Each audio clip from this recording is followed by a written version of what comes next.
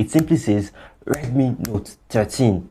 Which one is Xiaomi Note 13? Are they not all the same? It's that kind of, nonchalance that puts people into trouble.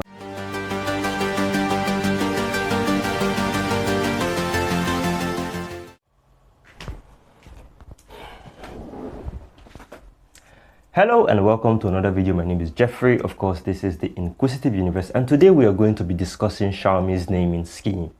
Right now, Xiaomi's naming scheme is actually very confusing, especially if you don't pay attention, and a lot of people do not pay attention at all.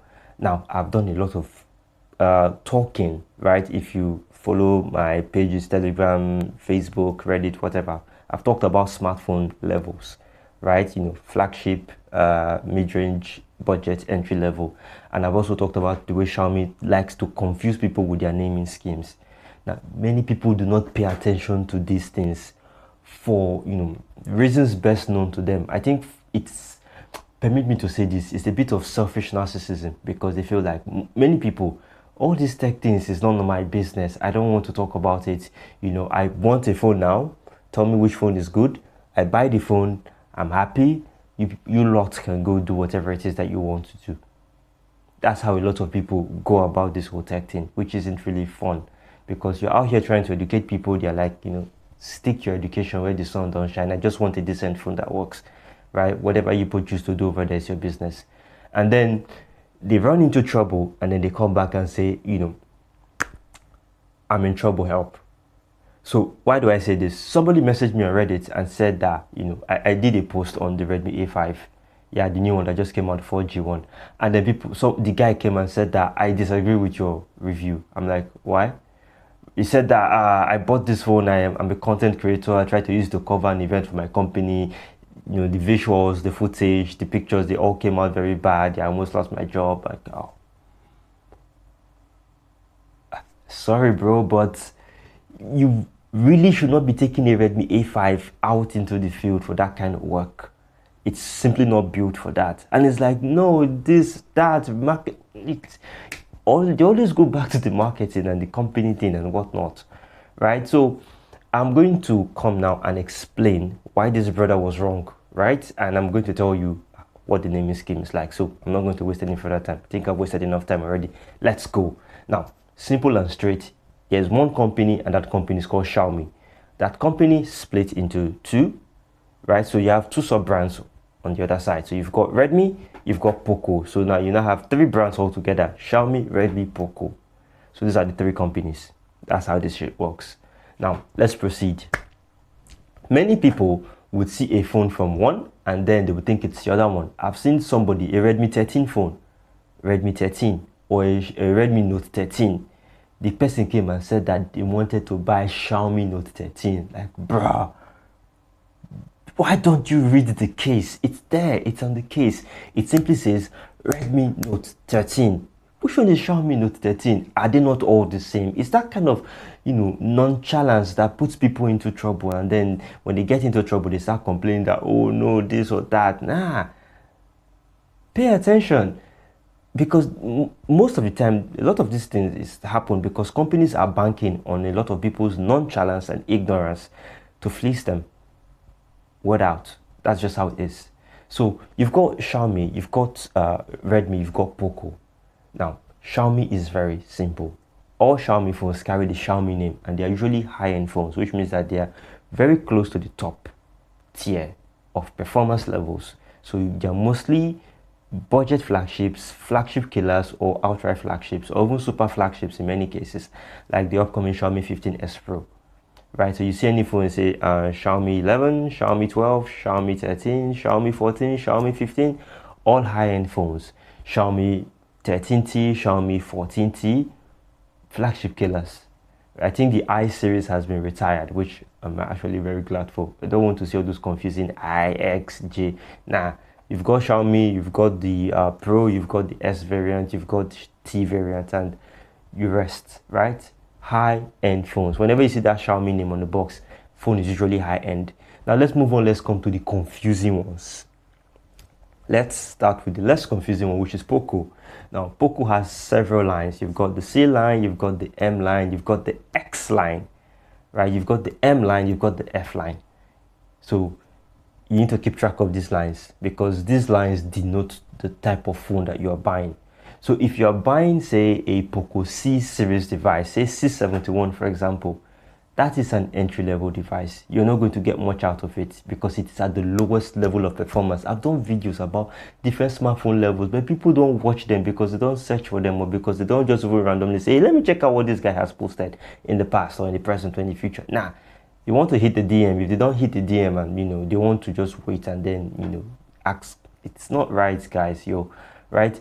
If I'm saying entry level, you're supposed to know what entry level means by now. So I already have videos covering that. I think I'll put a link up there. So let's proceed. So C series are entry level devices, clearly. So then after the C series, you then see the M series, right? So the M series are mostly budget and lower mid-range devices. So if you see an M series device, that means you're going to be getting a decent level of performance. Not very much, but not as bad as the C series. Right, so you move on from the C series, so C to M. Then from M, you go to the X series. I hope I'm not missing anyone. Nah? C, M, X. Right, so you've got the X series. The X series are usually upper mid-rangers and they give you very good level of performance, like the X6, the X6 Pro, the, X7 Pro is already out, I think. So upper mid-range phones, all of them. Then the next one, you have the F series. Why do I feel like I'm missing one level? Poco series should be C. I'm doing this without the script. C, M, X, then F. F are usually the flagship killers. So you see F5, like the one which I'm using to record this right now. F5, F6, F7 series, all flagship killers. I think the F7 Ultra is actually kind of like a bona fide flagship because they're actually pricing it that way, but it doesn't really come with all the bells and whistles of a flagship. They just threw in the Snapdragon 8 Elite up there for fantastic performance and then they left the rest. So yeah, that's for Poco. Now let's move on to the confusing one, the one that really gets people very confused, and that's the Redmi. Now Redmi has several ways it arranges its phone. It has the Note, it has the basic Redmi, it has the Redmi C, and then it's got the Redmi A. So you need to keep track of all of these ones. Now, even within these ones, there's a bit of confusion. I'm going to be starting with the very simple one, the Redmi A devices, the A series. Now, please, all Redmi A series are entry-level devices. Entry-level at the lowest level of performance, which means that they give you only the basics, nothing more, nothing less. You only get the basics. Basic processor that is not good for handling much.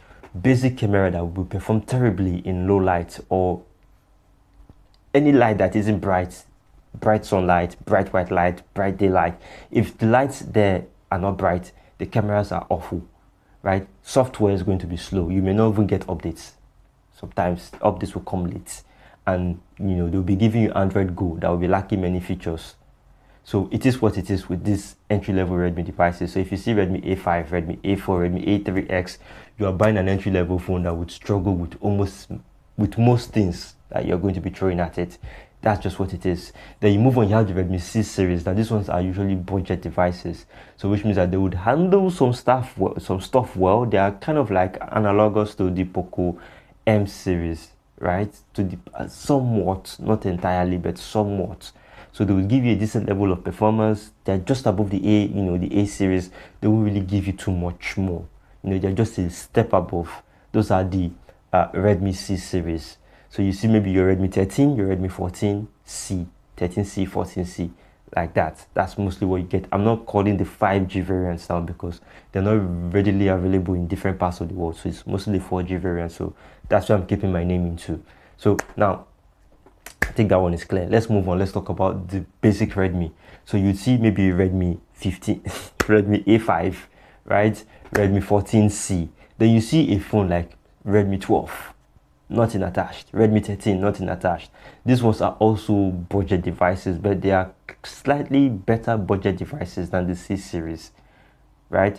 For the most part, I think they will come with something like say 1080p display and maybe a slightly better camera and then maybe a slightly better processor, but they're just like kind of like a small level above the C series, right? So you go see maybe something like Redmi 13. So those ones are budget devices. They're in the same budget category as the Redmi 6 series, but they offer something better, maybe faster charging, maybe a slightly better camera, 1080p display as opposed to 720p.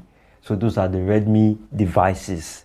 Then you now have the Redmi Note, and the Redmi Note is divided into 3 levels: vanilla Redmi at the bottom, Redmi Note S, and Redmi Note Pro. And then it gets even more complicated when you find out that it's split into 4G and 5G devices. Yeah, so that's just what it is. Now, the 5G devices are, it's simple. The 5G devices are upper mid-range devices, clearly. So any 5G device you see with a Redmi Note is actually better than, doesn't matter if it's a basic Redmi Note or a Redmi Note S, so long as it's 5G, it's mostly better than the 4G variants. So let's get them out of the way because they don't really readily sell them here, right? Or in most parts of the world rather.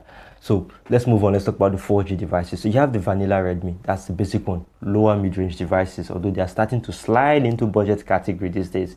So you see a phone like a Redmi Note 14, lower mid-range, that's just what it is, Helio G99. Then you see the Redmi Note 14S, slightly above the Redmi Note 14, lower mid-range as well. Then you see the Redmi Note 14 Pro, then all of them lower mid-range. Then the 5G devices are the ones that are now upper mid-range, Redmi Note 14 Pro plus 5G, like that. That's it.